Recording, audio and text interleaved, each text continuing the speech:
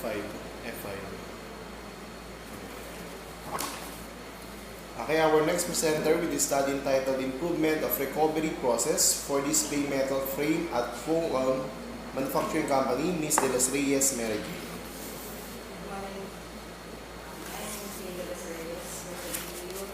Study regarding improvement of recovery process for display metal frame at a phone manufacturing company. To give you a background of this study. So, display department is encountering shortage on one of the bone parts, which is the display metal frame. Display metal frame serves as the protection of the LCD inside the phone. So, the root cause is the high defect rate in damaged black mylar tape that is attached to the display metal frame. This black mylar tape can be harvested from other display metal frame that is outright scrap but with good black mylar tape. Objectives. Main objective of the study is to design and develop an improved recovery process of display metal frame. This aims the following specific objectives. First is to design an improved recovery process for display metal frame at phone manufacturing company. Second is to develop the improved recovery process for display metal frame. And then third is to evaluate the improved recovery process in terms of efficiency, effectiveness, and cost. As to the conceptual framework, the input shows the current workflow while the process integrates data gathering and analysis, and the design and development of recovery process, and then to result to an improved recovery process of display metal frame at a phone manufacturing company. So as to the proposed improvement, it is to improve recovery process through harvesting of reworkable parts from scrap. So to show you the current process flow, first is cleaning of display frame, then the next is the inspection, then if it's good, it will go directly to display assembly, and failed is to mobile scrapper. To improve this, we just need to harvest the parts from outright scrap that is in reworkable, and then we will add the rework process to save cost for display metal frame. Then this is the Gantt chart of the study to show you where I am in my study. And that will be all. Thank you.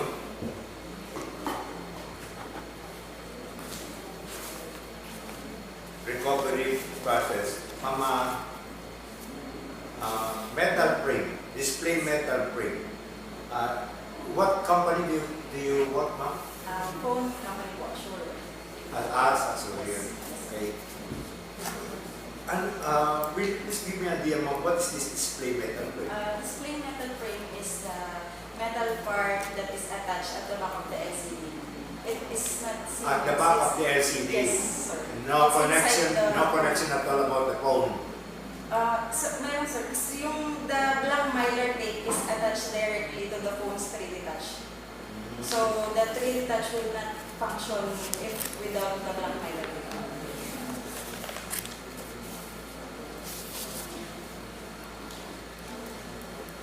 Okay, so you have to provide here in the related literature other significant literature with regard to about the recovery process. Okay, and that a while ago, what you have presented to me as a display metal frame. Okay, because you have a very limited and some of it, I don't know if it is really related to your study. So although literature and the studies that are based on those that are supposed to be those that will provide a clearer picture to the reader about it. Okay. So ma'am, you have used research and development as your method of research. However, so that it will be in relation to your to your conceptual paradigm, try to describe the use of research and development here, giving emphasis on the design of an improved recovery process through the development of an improved recovery process. Because you did not mention that here, but you mentioned about the design was used because of the input process output, which is essential. That is really the relationship of the use of the R&D to your conceptual paradigm. Okay, so try to improve on this description of the use of the research. And for that, with regard to the procedures of the methods and procedures, on the topic design of improve and development of improved recovery process, ma'am, you have to state here what are those that have to be designed in the recovery process. Very specific. Okay? So once we decide something, we develop it so that we will have an output. Okay? So the procedures for the design and the rest of the development, if it will require equations or other means for computation, you have to state that or discuss that in the later discussion. Okay? And for that, you have to provide more significant concepts in relation to what will be designed and what will be developed. Because you're going to use engineering principles. Okay? So, with regard to your references, avoid too much information from the internet. Okay, ma'am? Okay, advisor? The references? Yes, thank you, sir. So please, to improve your background of the study, provide evidences of the shortage. Okay. Since you are mentioning that you are going to improve the capacity, why not improve the quality of your product? Okay, what is the existing recovery process? You have to identify the existing. So for us to also imagine the processes involved in the recovery process. Your scope and delimitation should also be improved. What particular processes in the recovery process?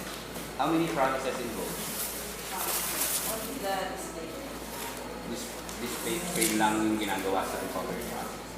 Actually, sir, there's 3 subparts, but the shortage is On the display.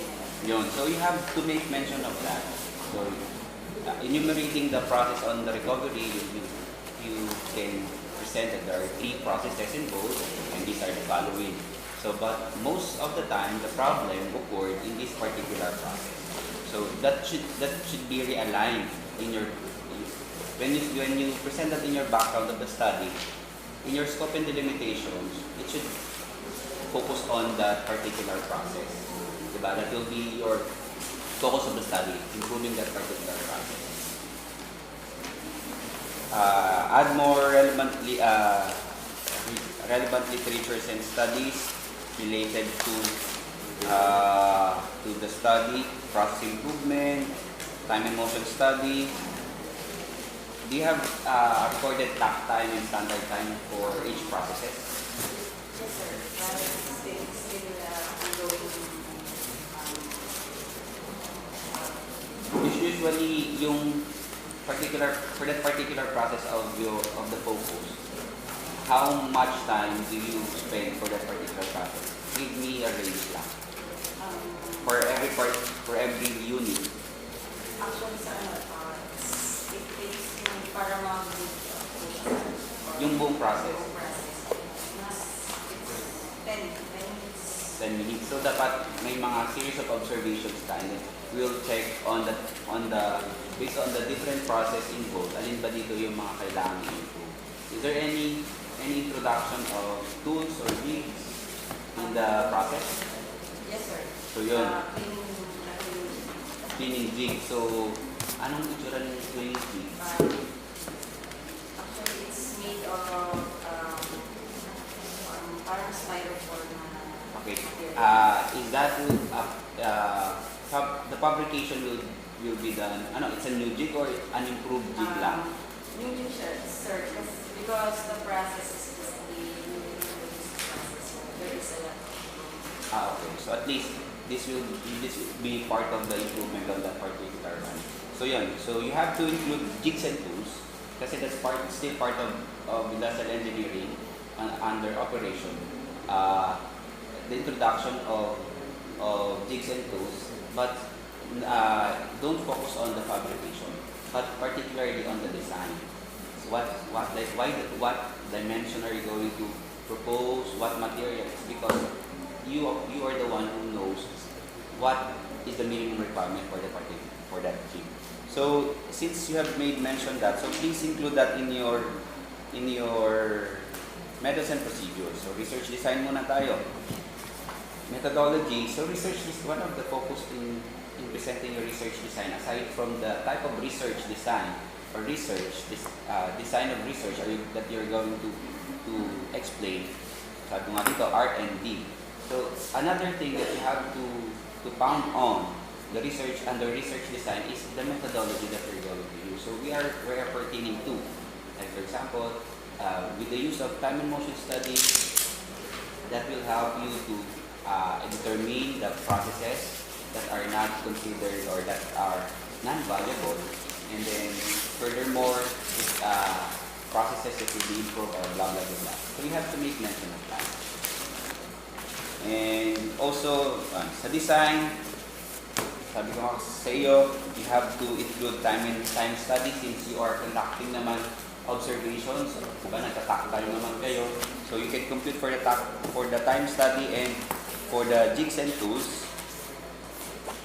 You have to make mentions that you're going to introduce a training jig for them. So just tell us what is the minimum requirements for these jigs and the characteristic of these. Okay?